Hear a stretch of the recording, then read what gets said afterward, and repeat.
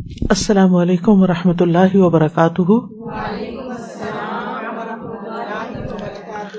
نحمده ونصلی علی رسولہ الکریم، اما بعد فاعوذ باللہ من الشیطان الرجیم، بسم اللہ الرحمن الرحیم۔ رب اشرح لی صدری ویسر لی امری واحلل عقدۃ من لسانی یفقہوا قولی۔ اور جب میرے بندے آپ سے میرے بارے میں، تو یاد رکھیے جو ہوتا ہے وہ اللہ کے اذن سے ہوتا ہے، جو ہمیں فائدہ ملتا ہے وہ اللہ کی طرف سے آتا ہے۔ جب ہم اس بات کا یقین رکھیں گے تو اس کا فائدہ کیا ہوگا؟ یعنی مثلاً اللہ نے آپ کو اولاد کی نعمت دی تو اس پر آپ کس کے شکر گزار ہوں گے؟ اللہ تعالیٰ کے شکر گزار ہوں گے۔ یہ شکر کیا کرے گا؟ نعمتوں میں اضافہ کرے گا، اللہ کی رضا کا سبب بنے گا۔ اللہ نے آپ کو مال دیا، رزق دیا، اچھا ٹھکانہ دیا، تو جب آپ کو یہ پتا ہوگا کہ یہ اللہ نے دیا ہے تو پھر آپ ان میں سے ہر نعمت پر شکر ادا کرتے رہیں گے۔ اور جو شکر ادا کرتا ہے وہ سب سے زیادہ خوشحال انسان ہوتا ہے، کیونکہ وہ نعمتوں کو دیکھ رہا ہوتا ہے۔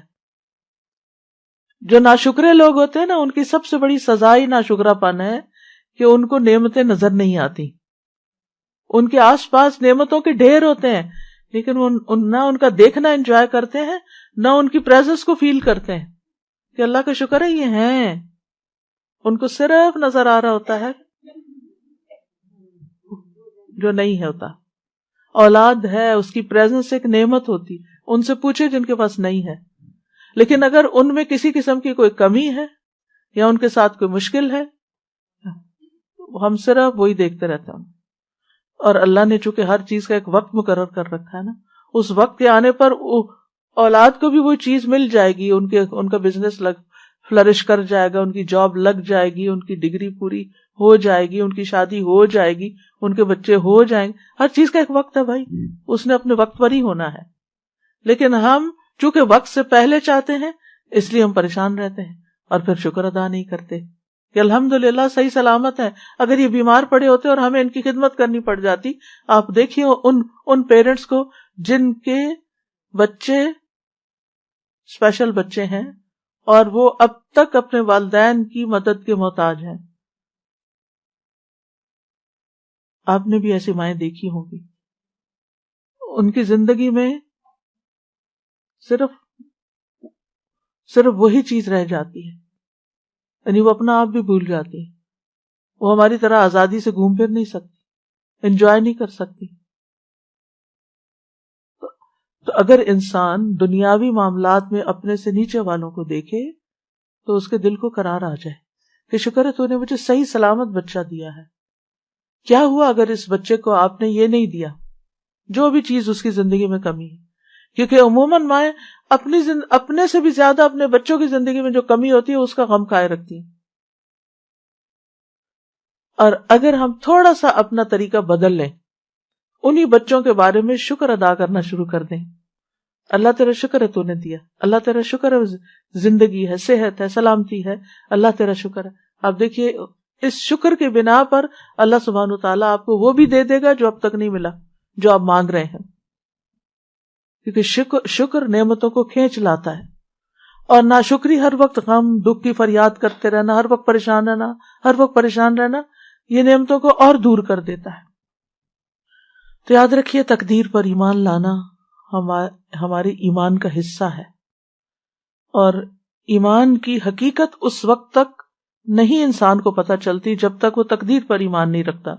ابو درداء کہتے ہیں نبی صلی اللہ علیہ وسلم نے فرمایا، ہر چیز کی ایک حقیقت ہوتی ہے اور کوئی شخص اس وقت تک ایمان کی حقیقت کو نہیں پہنچ سکتا جب تک اسے یہ یقین نہ ہو جائے کہ اسے جو چیز پہنچی ہے، یعنی اچھی یا بری، وہ اس سے خطا نہیں ہو سکتی تھی، اور جو چیز خطا ہوگی وہ اسے پہنچ نہیں سکتی تھی، مل ہی نہیں سکتی تھی۔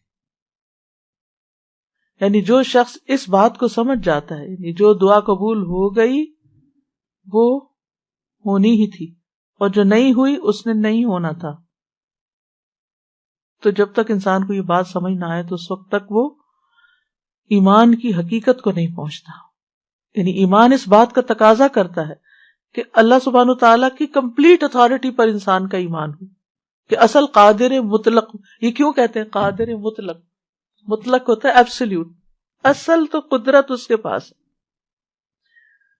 یاد رکھیے جو شخص تقدیر کو جھٹلائے اس کے اعمال قبول نہیں ہوتے.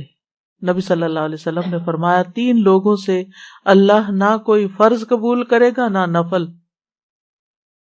نمبر 1 والدین کا نافرمان، نمبر 2 احسان جتانے والا، اور نمبر 3 تقدیر کو جھٹلانے والا. عمل ہی قبول نہیں ہوتے. ڈھیر صدقے کا بھی دے تو وہ بھی قبول نہیں ہوگا. عبداللہ بن عمر قسم کھا کے فرمایا کرتے تھے اگر تقدیر کا انکار کرنے والوں میں سے کسی کے پاس احد پہاڑ کے برابر سونا بھی ہو اور وہ سارے کا سارا اللہ کے راستے میں دے دے تب بھی اللہ اسے قبول نہیں کرے گا جب تک وہ تقدیر پر ایمان نہ لائے. تو کتنا ضروری ہے اس عقیدے کی کو ذہن میں رکھنا، اس پر ایمان لانا اور اس کو ریفریش کرنا. رمضان اصل میں موقع ہے ہم اپنے بنیادی عقائد کو ریفریش کریں، ہم دین کی بنیادی تعلیمات کو ریفریش کریں تاکہ ہم آگے سال کا جو باقی حصہ ہے وہ بہترین مسلمان کے طور پر گزار سکیں. نبی صلی اللہ علیہ وسلم نے فرمایا مجھے بعد میں آنے والے زمانے میں اپنی امت پر سب سے زیادہ 3 باتوں کا ڈر ہے.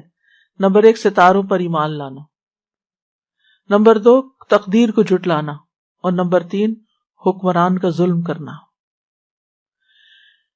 ایک اور حدیث میں آتا ہے نبی صلی اللہ علیہ وسلم نے فرمایا یہ آیت میری امت کے آخری زمانے کے اللہ عز و جل کی تقدیر کے جھٹلانے والے لوگوں کے بارے میں نازل ہوئی ہے.